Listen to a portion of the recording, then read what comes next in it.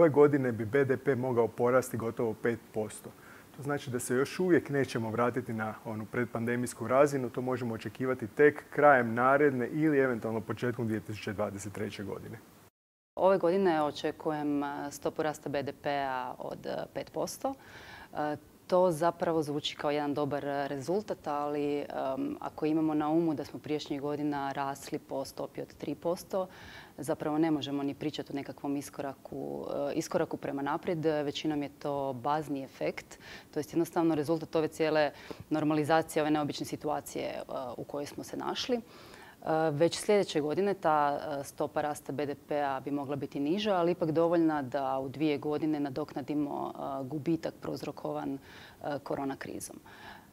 Ja bih samo htjela napomenuti da je ovaj put recesija došla kao odraz nekog vanjskog šoka, a ne kao odraz unutarnjih slabosti hrvatske ekonomije. Tako da je zapravo pravo pitanje kada ćemo se mi vratiti na onu stopu, na onu putanju zapravo rasta gdje bi bili da se sve ovo skupa nije dogodilo, a za to će nam ipak trebati nešto više od ove spomenute 2 godine. U ovoj godini možemo očekivati rast od otprilike 4 do 5%. Glavni faktori koji bi trebali utjecati na rast su osobna potrošnja i investicije i oporavak izvoza.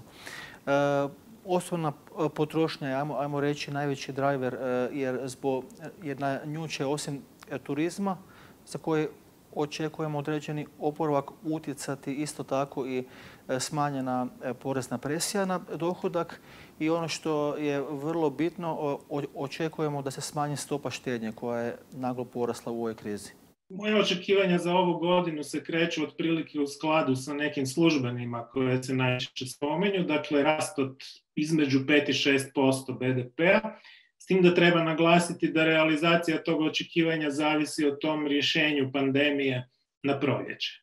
Znači za ovu 2021. godinu mi ostajemo pri procjeni od 5,1%, što je razmjerno visoki rast, ali treba imati u vidu da se on temelji na učinku baznog razdoblja, znači snažnom padu gospodarske aktivnosti u protekloj 2020. Temelji se na očekivanom obuzdavanju pandemije i temelji se na ponovnom povratku turista, turističke potrošnje i na posljedku na povlačenju sredstava iz europskih fondova. Pritom, naravno, taj rast je izložen po našem mišljenju više negativnim nego pozitivnim rizicima. I ono što je možda bitno naglasiti, da će prvo tromjesečje prema našim očekivanjima i dalje zabilježiti pad gospodarske aktivnosti, dakle nekakav oporavak smo predvidjeli za drugo tromjesečje.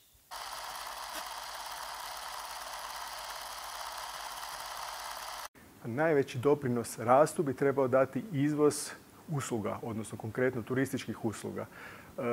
Očekujemo da bi se s nekakvih polovice, nešto manje od polovice one predpandemijske razine, izvoz turističkih usluga mogao povećati na otprilike 3/4. Pozitivne bi doprinose trebali dati i osobna potrošnja, investicije, robni izvoz, ali manje.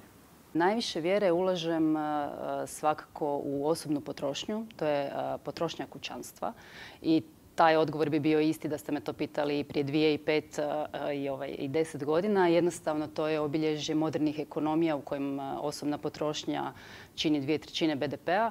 I znači to je najveća komponenta, od nje se najviše i očekuje i tako evo ja, pogotovo zato ako imamo na umu da je ova korona kriza upravo djelovala na obrasce ponašanja potrošača koji su onda i manje trošili, i opreznije, i više štedili, a to bi se sve moglo normalizirati ove godine.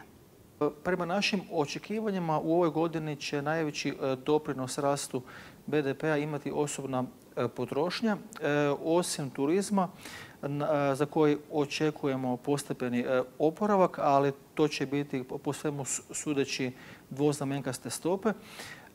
Na potrošnju će pozitivno utjecati smanjenje poreza na dohodak i ono što sigurno ne smijemo zanemariti, to je izuzetno visoka stopa štednje čije očekujemo smanjenje u ovoj godini. Uzroci rasta bi mogli biti podijeljeni između 3 bitne komponente BDP-a, a to su osobna potrošnja, izvoz i investicije. Vjerujem da bi sve 3 komponente mogle značajno porasti u ovoj godini. Pa najuspješniji prema našem mišljenju će biti taj izvoz roba i usluga, dakle, jer se on bazira na obuzdavanju pandemije, povratku turista i tako dalje, pa će taj izvoz usluga na neki način potegnuti sve. Osim toga, treba imati u vidu da je projicirani oporavak naših najvažnijih vanjsko-trgovinskih partnera, pa u tom smislu prognoziramo i oporavak izvoza roba. Naravno, učinak će biti na neki način umanjen povratkom rasta uvoza, budući da turizam i osobna potrošnja koja će rasti će sa sobom generirati i uvoz roba.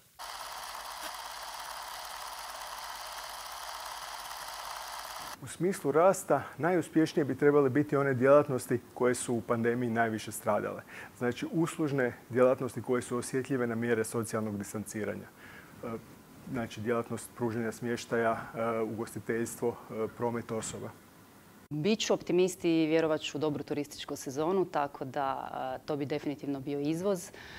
Zanimljivo je kako stvari koje su se prije smatrale najvećim problemima našeg turizma, a to je to činjenica da smo autodestinacija, da imamo puno apartmana, sad se ovaj put će se pokazati pa kao nekakva prednost. Već idućih godina to bi mogle biti investicije. Imamo ogroman iznos novaca koji nam je raspoloživ u sklopu EU fondova. Tu je ta redovita financijska omotnica, ali pored nje je i Europski plan oporavka, što je recimo nekakav svojevrsni presedan na europskoj razini i sve ukupno nam je dostupno 22 milijarde eura koje onda treba iskoristiti. Tu bih odgovorio možda, ako pogledamo ovako zadnjih 10-ak godina, zapravo najljepši razvoj od svih komponenti pokazuje robni izvoz. To je komponenta koja je u tom dužem vremenskom periodu ostvarila najveći rast i ona će također po dinamici rasta i u sljedećim godinama imati najveći pomak. Zašto je to bitno? Zato što je Hrvatska mala otvorena ekonomija. Da bi ljudi mogli dugoročno očekivati veći standard, potrebno je da više sudjelujemo razmjenjujući međunarodna dobra, odnosno usluge. Po mom mišljenju i naravno imamo puno uporišta u literaturi i u praksi, one zemlje koje pojačano izvoze, one su pod takozvanim pozitivnim pritiskom da non stop jačaju konkurentnost, da više ulažu u inovacije i na taj način mogu kreirati više radnih mjesta u nekim novim granama ekonomije. S obzirom na depresiju u kojoj se turizam našao prošle godine, vjerojatno najveći potencijal rasta postoji u izvozu usluga, u čemu je naravno turizam najvažniji. Međutim, nažalost, zbog potresa i potreba za investicijama će biti velika, tako da bi investicije mogle zabilježiti visoku stopu rasta. Pa najviše vjere i najviše priželjkujemo rast izvoza u prvom redu, a onda i rast investicija, zato što bi to na neki način i strukturno utjecalo na promjenu dosadašnjeg modela. Međutim, ono što je možda bitno naglasiti u smislu stope rasta će to biti sigurno izvoz roba i usluga, ali doprinos će zasigurno dolaziti od osobne potrošnje ako se naša predviđanja ostvare.